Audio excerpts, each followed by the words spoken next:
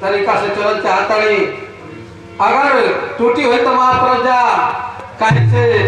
कि छोट बालक से कोनो टूटी हुई तो माफ कर जा। एक ठो दुल्हन बाड़ी अपने स्वामीनाथ के समझावत बाड़ी कि देखी बड़ा एने ओने घूम ली जा, माता रानी से नेह लगाई, बात मानलन, दोनों जने नेह लगौलन जा, माता रानी का पूजा पाठ कैलन जा, माता रानी से मनौती मनले कि हे माता, अगर हमारे स्वामीनाथ को रोजी रोजगार लग जाए तो हम आपका जागरण कराई।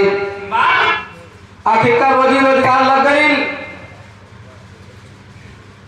स्वामीनाथ जन बाबू का चल रहा ड्यूटी पर। जब ड्यूटी पर चलन तो दुल्हन समझावत है को है का भाई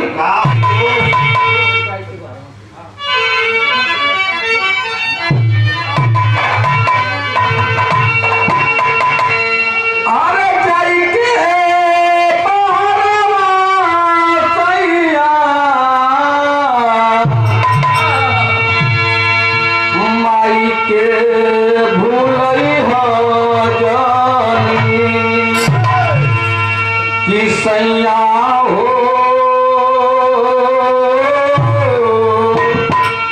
सुबह शाम माई के पूजनिया करियो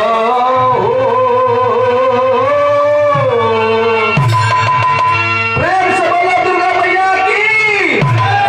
अरे जाई के बहना मैया माई के फुलई हो जानी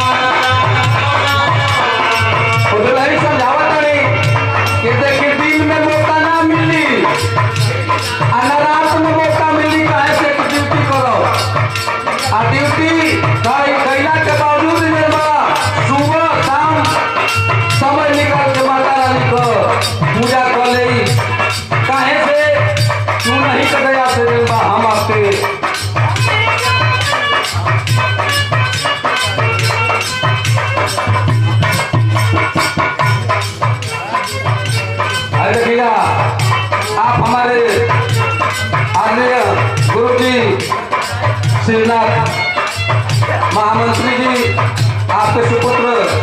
विजेश भैया शेखर कमलों द्वारा पुष्प की पंखुड़ियों से उठा हुआ हार और एक साफा कुछ आशीर्वाद ऐलान भैया के चरण में नमस्कार प्रणाम, आप गुरुजन के नमस्कार प्रणाम, आशीर्वाद में के साल पूरे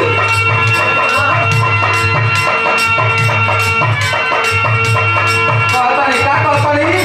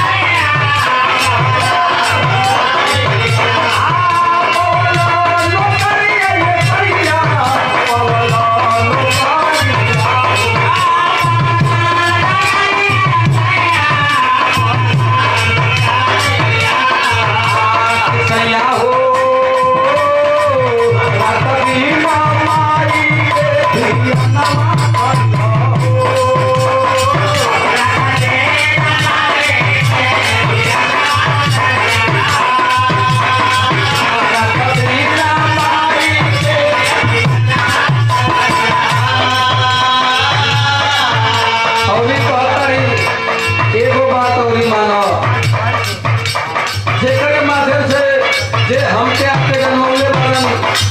उनके कबो मत भुलाए हमार हर बात भुला जाई लेकिन वो बात ना भुलाए कैसे